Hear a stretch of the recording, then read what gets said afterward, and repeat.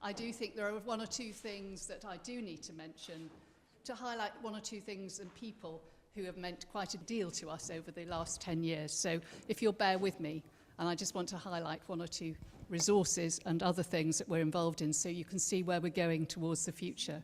So it's a very short opportunity to celebrate some other people and some other projects and partnerships. It's not comprehensive, but we want to draw your attention to some of the things we're doing which might be of interest.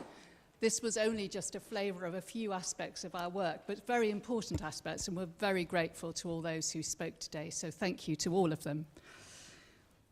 And we have here Yvonne Guerrier, over there, former head of Southlands College and dean of what was then the School of Business and Social Sciences, and whose interesting research around management and the church was a sort of precursor, I think, to some of our early work in the foundation.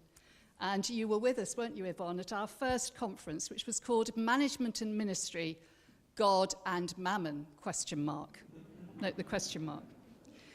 And early on, we funded an attempt to combine ministry and management when we sponsored our first doctoral student over there, Keith Elford. So Keith's with us today. Well done. Successfully completed doctorate. And eventually you landed, didn't you, in theology, having started in business. And sort of interdisciplinary PhDs are not straightforward. I think we decided that. And it's just... yeah. Interdisciplinarity is not straightforward, but we do have someone here who does quite a bit of it. So, and we've had, yes, well, that's something you could talk about over dinner, interdisciplinarity. You might be talking about other things more interesting, maybe. We also have here Nick Mayhew-Smith, do we? Hello, Nick. Now head of Whitelands College, but he was one of our very early researchers who presented at that first conference, didn't you? God and Mammon. And you wrote on what churches can learn from businesses founded on the principles of faith. I think that was what, and you called it Creed or Greed. Great title. Yeah? And several years later, Nick worked with us again, producing a book, which I have a copy of here, because I wanted to just highlight it and wanted to encourage you to buy it. And there are, I think there's a display copy at the back, Landscape Liturgies. It was drawing on Nick's passion for work around sustainability and environmental flourishing and offering a creative response for the churches. And the subtitle is Resources to Celebrate and Bless the Earth. So please do take note of that book. And it's for sale in all good bookshops. Well, not all good bookshops, but the best ones online. And for a moment, I want to mention past employees who contributed in different areas and different ways. We're pleased to have Sam Bratney here with us. And sorry not to have Ermal Kirby here, who was in our early years with us exploring diversity in ministry across cultures. And some of the findings of that work prompted this very popular, it is very popular booklet, Diversity, Otherness and Privilege. It was written by Emma Pavey here. Yeah, but it was some of his work in it that, yes, so it was a collaboration, shall we say. And Ermal's work also led into significant SWF work on the Methodist Church's Equality, Diversity and Inclusion Strategy. You've heard it called JDS, Justice, Dignity and Solidarity. Megan and Katie alluded to that when they were talking earlier. And I have to say, Megan and Katie, doing a conversation like that at the end of conference, I think is an amazing thing to do, and then drawing on what had been said before. So thank you both for that. And one of our current involvements is a project evaluating the impact of the strategy, a small project, but it's due to report in early autumn, and there's the continuing work around truth and reconciliation.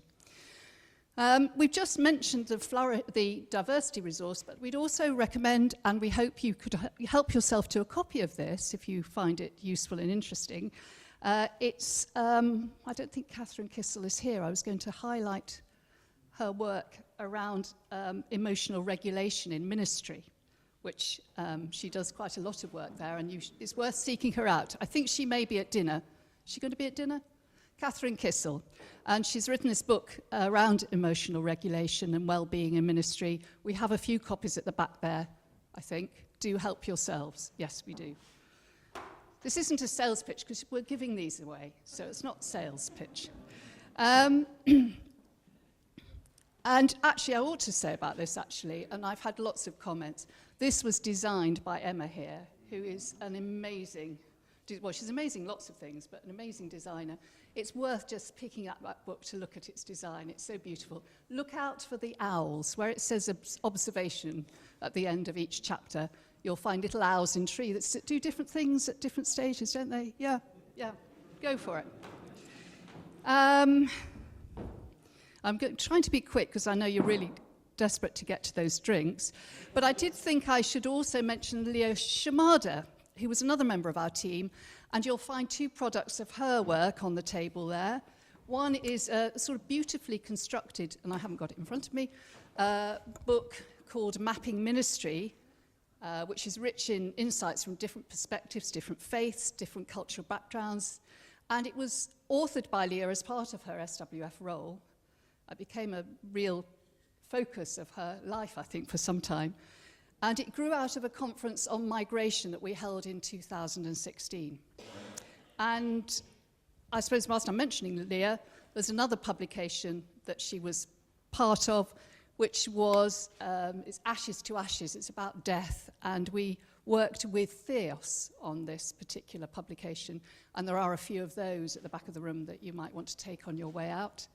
And we are currently in conversation again with Theos about their recent research around churches' involvements with refugees and asylum seekers. And we're talking with them about how we might help them in funding and publicising resources for churches arising out of their most recent research in order to extend the work's impact to make a difference. And continuing the theme of working in partnership, we have with us here today Stephen van den Heuvel from, hello Stephen, from the Institute of Leadership and Social Ethics, based in Leuven, Belgium, who's a great partner of ours. We've learnt a lot from him, and he has a mission in that institute, not dissimilar to that of the Southlands Methodist Trust and the Susanna Wesley Foundation, a particular desire to connect research with practice, I think. And I think your work, Stephen, demonstrates how you do multi or inter-even disciplinarity. There's a lot of work that, I mean, I would refer you, and I have referred people to Stephen's Institute, particularly in work combining economics and theology. And there's a conference coming up sometime soon. Talk to Stephen if you want to find out where it is and when it is. And there's also a book on hope, and hope has been a continuing theme in our foundation. And Stephen and co-editor have devised a compendium, and it's quite something. It's not yet published. I think with 40 entries from different disciplines about hope. I think it's going to be a work that one should look at. So, I'm just rushing through my notes here because I'm worried that I might have forgotten people I should have mentioned. But you'll note that I mentioned people because I want to direct to a particular resource. But there are many other people here I'm very pleased to see and who have done a lot towards our work, and we appreciate them. But so if I haven't mentioned you, and I should, it sounds like the Oscars, doesn't it? I don't mean that. Okay? Yeah, we need to recognise your work over the years. Sorry, I don't have a speech, but everyone, that response shows you how much you are valued for what you've offered.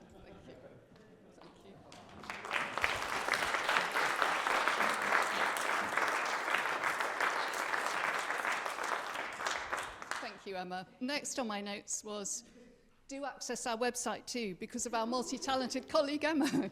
No, but I mean that because Emma has curated and facilitated very admirably some podcasts, which it would be good if you listen to on our website around hope and various other things. So that's alongside her design skills and her research on menopause and all the other things. So I want to now come to thank yous for today. One other colleague who I really must thank is Liz in the corner there, who I think deserves a shout out.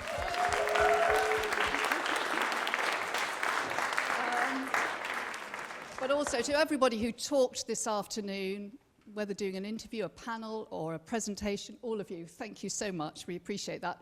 Those who came with their posters and stood by them to talk about them, thank you all for producing them, and we're glad to have them because we'll find another use for them in the future. I mean, displaying, we're not going to do something dreadful with them.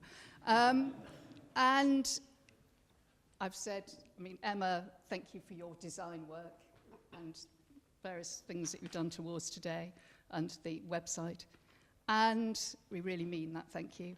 And the caterers and caretakers who aren't here to hear it anyway. But particularly also to some student leaders. I don't think they're here, but they have helped. And I'm sure Liz will have done that thank you for us.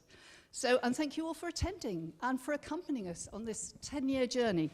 At various points of the way, we've come across each of you, and we're very pleased to have you here now and hope that you'll be with us for the next 10 years too. So thank you all. Thank you.